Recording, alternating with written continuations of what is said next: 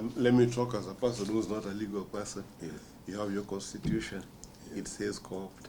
You have the Sports Act.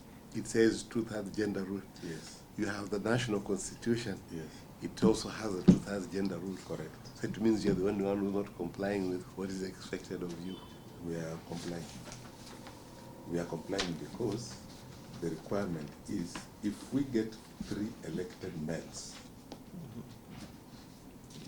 we'll have to co-opt 2 ladies. And that is provided for in our constitution to comply with the Sports Act, to comply with the Kenyan constitution. So I am very ready with a list of prospective ladies. Let me simplify it.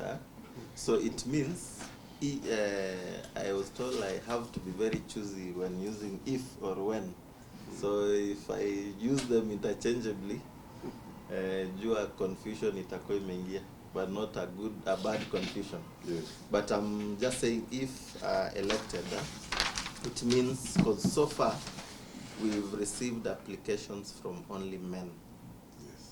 So it means your team, if elected, or whichever team that will be elected on the 26th of June, it will not be compliant with the Constitution. It will not even be compliant with the Sports Act. Correct. Until you co-opt. the 2 ladies. So that is a gap that it is there. So it means even the registrar will not recognize whatever team will be elected until you bring on board. And it is good you've mentioned it is a provision that you created during that time. But I don't know, maybe according to your assessment, unaweza sema implementation, how has been the implementation? And we'll also give you a proposal that we will think about it, we'll review it before the 26th, so that as an independent body that will be overseeing your election, we want on the 26th, the team that will come out of there, it is a team that will be recognized by both the sports oversight organizations. Even the registrar will have a legitimate team from that, unless other than waiting until now you'll be sworn in, you'll be given mandate in office, so that these other sports fraternities start recognizing the team of AFC. Okay. Yeah. So maybe before we go to the next, is our legal representative. He has a very good proposal that we'll think around it. We'll have a sitting once we clear this process, probably next week, so that we see how we can work on that going forward. Yeah, because we wanted to ensure that once we do our report to the registrar, and we're done with our vetting, I think we have maybe 1 or 2 people remaining. We can sit down as, CMD, the independent body, and call you, all of you aspirants, who of course after we've done our verification from our end and issued out the certificates, Yes. we can have a sitting with all of you, because at the end of the day, it is 3 of you from that group who will end up forming the next office, so that you can sit down, give us a number of ladies whom you can agree on. We put them on the ballot. You can do a separate ballot paper for them. So when we go for the elections on 26, we also have those women being elected at that time. It's a good proposal. It's a very good proposal to have a specific ballot for ladies. My comment will be this. One, that if implemented in that form going forward, it then means we are separating ladies from the main race, chairman, secretary, and treasurer, But and putting them in a race of their own. That's my interpretation. Yeah, all right. Let me just finish. Which then denies us the opportunity of one time getting a lady chair or a lady treasurer. The fact that there is no lady running now doesn't mean there will be no lady running in future. Yeah. To me, that is one of the challenges. The second challenge would be Whereas we put the co-option in the Constitution, it did not necessarily target ladies. It helps us to cure the issue of the two-thirds gender balance.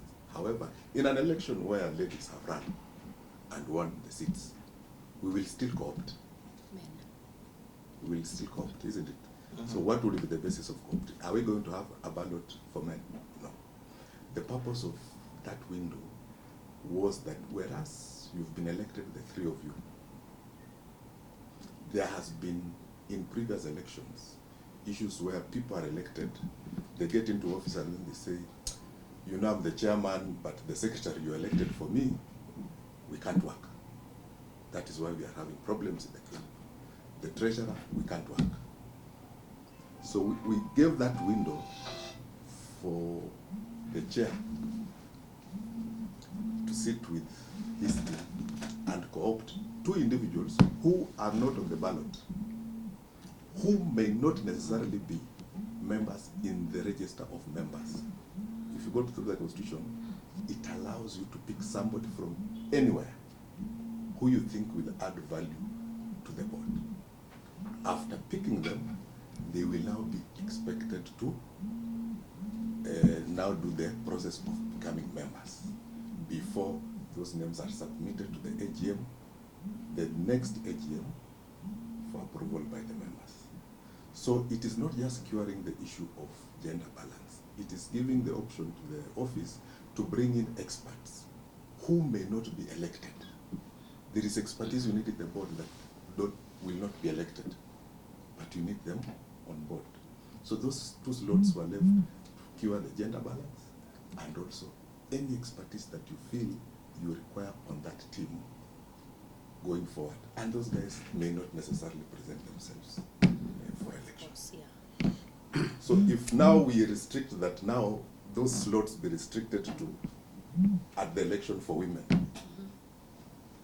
then we will lose the advantage of the expertise we wanted to bring on board. Because they could be ladies, but will they be willing to be on the ballot? They may not be willing to be on the ballot. Let me just ask you a question with a reference. In West Africa, is it in Senegal? Who is the chairperson of their football body? It's a lady. Yes. Yes. So there is proof that a lady can actually grow to that level of standing against men. Correct. Unless men don't want them to stand, then they keep them away.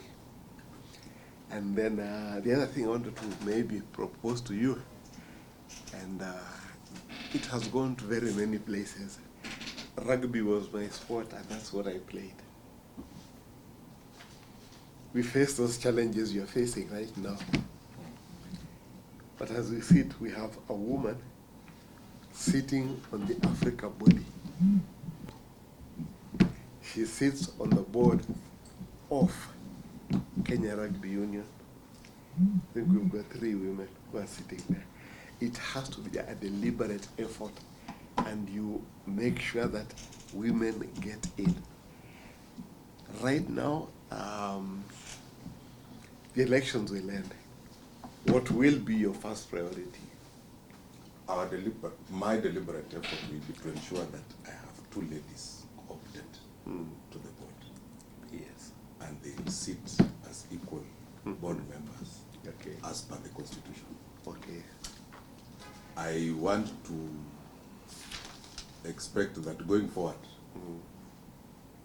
we continue with that trend so that we bring on board as many women as possible. After they have served as co-opted members, they now have had the experience within the club to be able now to present themselves for these other elective posts. So I'm seeing a situation whereby, although they are going to come in as co-opted, going forward, it gives them opportunity now to be known and to understand how these things go and start running. Okay. But at the beginning, we must bring them on board now Okay. to open that gate for others to come. Okay.